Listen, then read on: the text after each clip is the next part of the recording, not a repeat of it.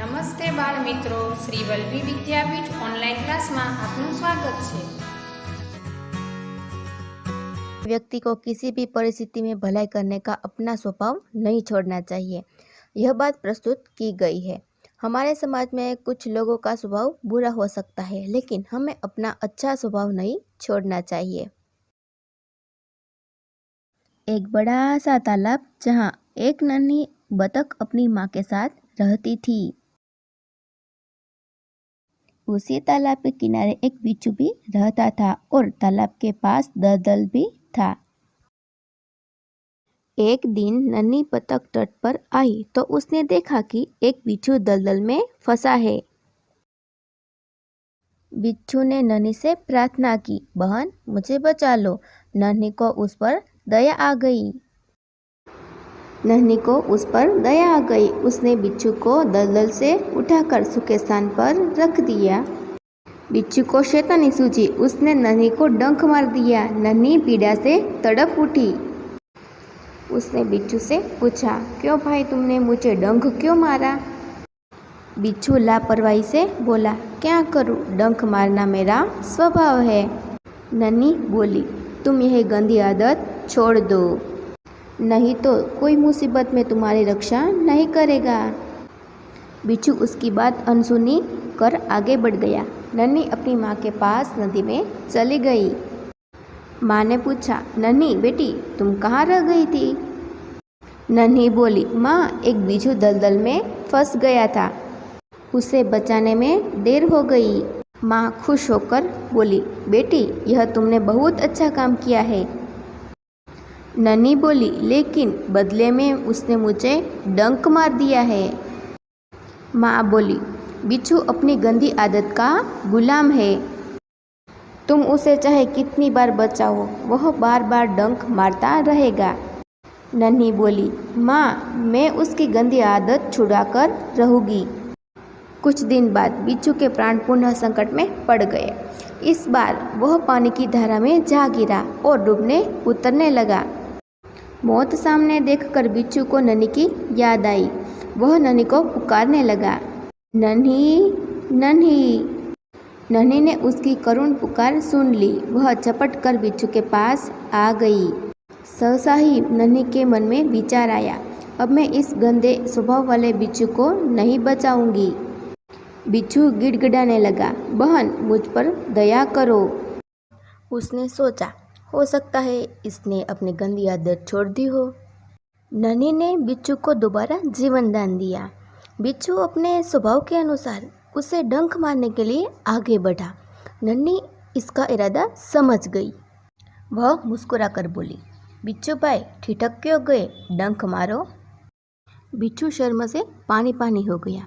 वह खिसिया कर बोला, बहन एक बात बताओ, मैंने सदा तुम्हारे साथ विश्वासघात किया, फिर भी तुमने मेरे साथ भलाई ही की, ऐसा क्यों? नन्ही बोली, भलाई करना मेरा स्वभाव है, मैं तुमसे बदला लेने के लिए अपनी अच्छी आदत क्यों छोड़ दूँ? मेरा काम बचाना है, मैं मुसीबत में पड़े को बार बार बचाती रहूँगी। तुम्हारा काम डंक मारना है, तुम मारते रहो, देखती हूँ कौन जीतता है। बिच्छू पछतावे से भर गया। बोला, नन्ही बहन आज तुम जीत गई।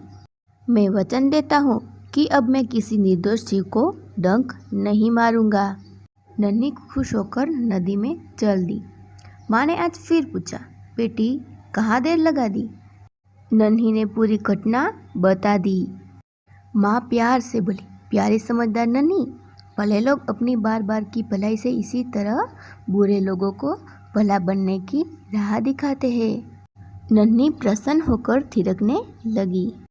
इस कहानी से हमें यह सीख मिलती है कि अच्छे लोग अपनी बार बार की भलाई से इसी तरह बुरे लोगों को भला बनाने की राह दिखाते रहते हैं। अभ्यास प्रश्न 1, निम्नलिखित वाक्य किसने किससे कहा और क्यों, बताइए। पहला प्रश्न, माँ मैं उसकी गंदी आदत छुड़ाकर रहूँगी।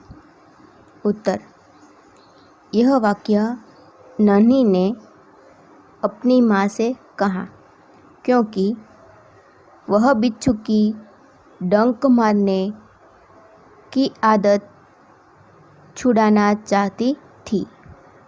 दूसरा प्रश्न, क्या करूं? डंक मारना मेरा स्वभाव है। उत्तर, यह वाक्य बिच्छू ने नन्ही से कहा क्योंकि नन्ही का उपकार भूलकर उसने उसे डंक मार दिया था। तीसरा प्रश्न, तुम यह गंदी आदत छोड़ दो, नहीं तो मुसीबत में कोई तुम्हारी मदद नहीं करेगा।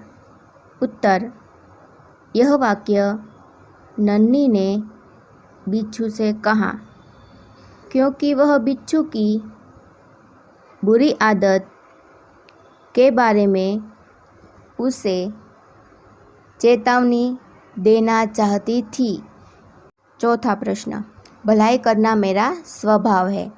उत्तर, यह वाक्य नन्ही ने बिच्छू से कहा क्योंकि बिच्छू ने विश्वासघात को भूलकर उसने उसकी मदद की थी। पांचवा प्रश्न, मैं वचन देता हूँ कि अब मैं किसी निर्दोष जीव को डंक नहीं मारूंगा। उत्तर, यह वाक्य बिच्छू ने नन्ही से कहा क्योंकि नन्ही ने विश्वासघात करने पर उसे बहुत पछतावा हुआ था। स्वाध्याय। पहला प्रश्न, निम्नलिखित प्रश्नों के उत्तर लिखिए। पहला प्रश्न, नन्ही कौन थी? उत्तर, नन्ही एक बतख की बच्ची थी। दूसरा प्रश्न, बिच्छू कहाँ फंस गया था? उत्तर, बिच्छू दलदल में फंस गया था। तीसरा प्रश्न, बिच्छू को क्यों पछतावा हुआ? उत्तर, बिच्छू को पछतावा हुआ क्योंकि 2 बार जीवन दान देने वाली बतख को डंक मारने चला था। चौथा प्रश्न, नन्ही ने क्या निश्चय किया? उत्तर, नन्ही ने यह निश्चय किया कि वह मुसीबत में पड़े को हमेशा बचाती रहेगी। पांचवा प्रश्न, नन्ही ने बिच्छू को क्यों बचाया? उत्तर, बिच्छू दलदल में फंस गया था। उसने नन्ही से प्रार्थना की, बहन मुझे बचा लो। नन्ही को बिच्छू पर दया आ गई, इसलिए नन्ही ने बिच्छू को बाहर निकालकर बचाया। 6वां प्रश्न, बिच्छू के स्वभाव के बारे में माँ ने नन्ही से क्या कहा? उत्तर, बिच्छू के स्वभाव के बारे में माँ ने नन्ही से कहा कि बिच्छू अपनी आदत का गुलाम है। उसे चाहे कितनी बार बचाया जाए, वह बार बार डंक मारता रहेगा। 7वां प्रश्न, नन्ही ने अपने स्वभाव के बारे में क्या कहा? उत्तर, नन्ही ने बिच्छू से कहा कि भलाई करना मेरा स्वभाव है। मैं तुमसे बदला लेने के लिए अपनी आदत क्यों छोड़ दूँ? मेरा काम बचाना है। मैं मुसीबत में पड़े को हमेशा बचाती रहूँगी। प्रश्न 2, घटनाओं को उनके सही क्रम में लिखिए। उत्तर। पहला उत्तर, नन्ही ने बिच्छू को दलदल में फंसा हुआ देखा। दूसरा, नन्ही बिच्छू की आवाज़ सुनकर दौड़ती आ गई। तीसरा, नन्ही ने बिच्छू को दलदल से निकालकर सूखे स्थान पर रख दिया। चौथा, बिच्छू ने नन्ही को डंक मार दिया। 5वां, नन्ही अपनी माँ के पास चली गई। इकाई में से 5 संज्ञा शब्द ढूंढिए और उनका वाक्य में प्रयोग कीजिए। पहला, नन्ही। उत्तर, नन्ही एक बतख का नाम है। दूसरा, स्थान। मुंबई में देखने लायक कई स्थान हैं। तीसरा, मुसीबत। उत्तर, मैंने मुसीबत में पड़े मित्र की सहायता की। चौथा, पानी। उत्तर, पानी का दुरुपयोग नहीं करना चाहिए। 5वां, आदत। उत्तर, सुबह जल्दी उठना अच्छी आदत है।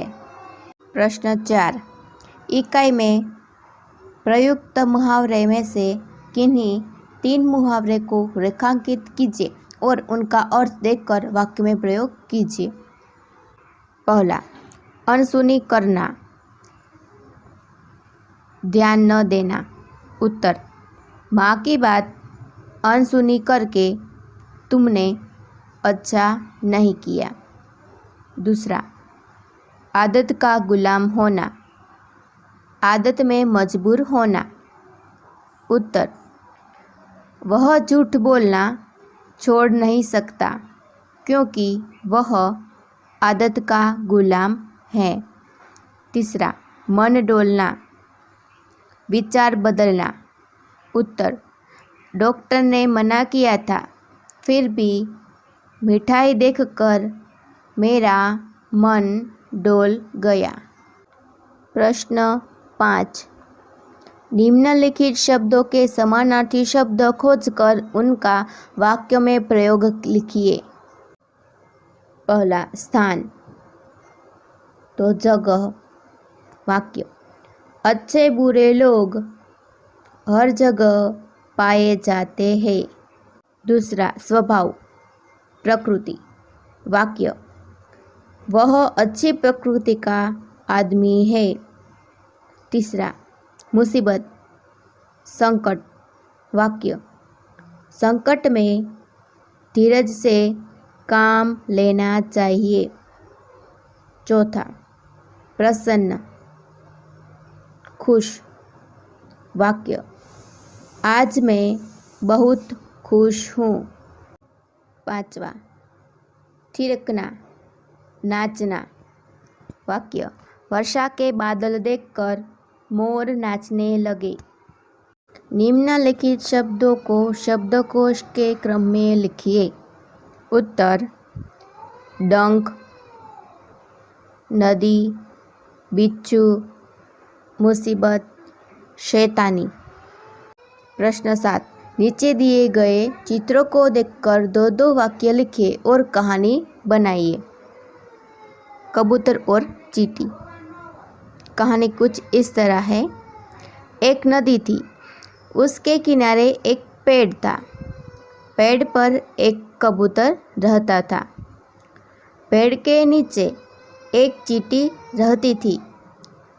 एक दिन कबूतर ने चींटी को नदी के पानी में डूबते हुए देखा।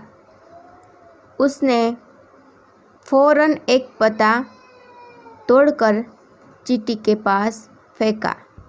चींटी पानी से पत्ते पर आ गई। पत्ता बहते बहते किनारे आया। कबूतर ने नदी से पत्ता बाहर निकाल दिया।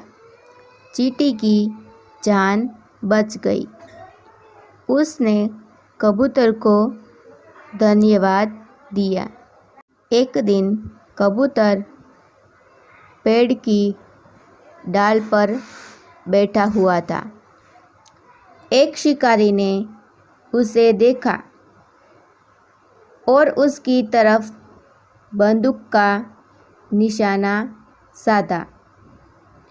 चींटी ने यह देखा। उसने फौरन जाकर शिकारी के पाँव में काटा। शिकारी दर्द से चिल्लाया। उसकी आवाज़ सुनकर कबूतर उड़ गया। चींटी ने कबूतर की जान बचाई। कबूतर ने उसका आभार माना। प्रश्न 8। निम्नलिखित चित्र को देखकर बताइए कि इसके बाद क्या क्या हुआ होगा। उत्तर। इस चित्र में 2 कारों और एक मोटरसाइकिल में हुई टक्कर दिखाई गई है। पास ही सड़क पर एम्बुलेंस 108 खड़ी है। दुर्घटना में घायल लोगों को एम्बुलेंस द्वारा अस्पताल पहुंचाया होगा। कार में लगी आग को बुझाने के लिए फायर ब्रिगेड को बुलाया होगा। पुलिस भी तुरंत आ गई होगी।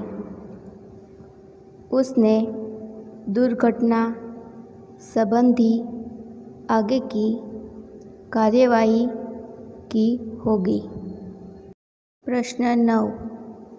निम्नलिखित वाक्यों में उचित विराम चिन्ह का प्रयोग करके वाक्य फिर से लिखिए। प्रश्न 10। निम्नलिखित परिच्छेद को पढ़कर उसके नीचे दिए गए प्रश्नों के उत्तर लिखिए। प्रश्न पहला। असुरों के बारे में इंद्र ने क्या कहा? उत्तर। असुरों के बारे में इंद्र ने कहा कि हम वृत्तासुर से भयभीत है। असुर बलवान तो है, संख्या व चतुराई में भी हमसे अधिक है। उनके पास हमसे 4 गुने शस्त्र है। दूसरा प्रश्न। देवता ब्रह्मा जी के पास क्यों गए? उत्तर। देवता वृत्तासुर के विनाश का उपाय पूछने के लिए ब्रह्मा जी के पास गए। प्रश्न 11। नीचे दिए गए वर्णों से 5-5 शब्द बनाइए। भ। उत्तर। भवन, भलाई, भगत, भगवान, भजन। व। उत्तर। वचन, वानर, वेश, विद्या, विकास। र। उत्तर। रस, रण, राग, रीति, रोटी। न। उत्तर। नगर, नाग, नयन, नीर, नियम। ग। उत्तर। गणेश,